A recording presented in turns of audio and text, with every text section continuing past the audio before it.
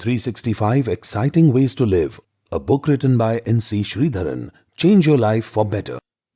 Day 50. You and your thought factory.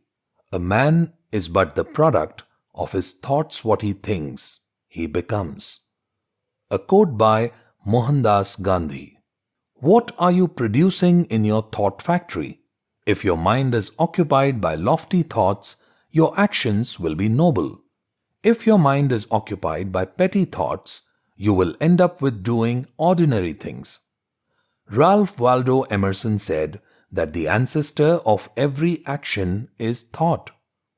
You may be sidetracked by some happenings which are not to your liking, or maybe someone will hurt your feelings and ego.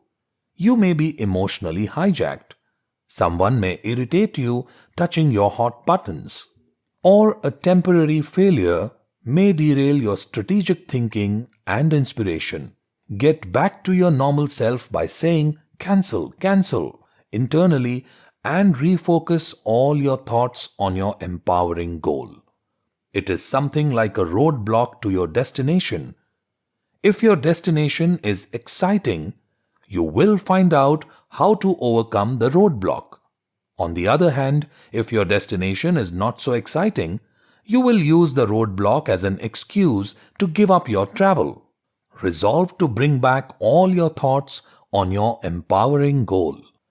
Fix your goal 10 times tougher than your past achievement and notice how your thoughts work wonders for you. To buy this book, visit www.thetimefoundation.com.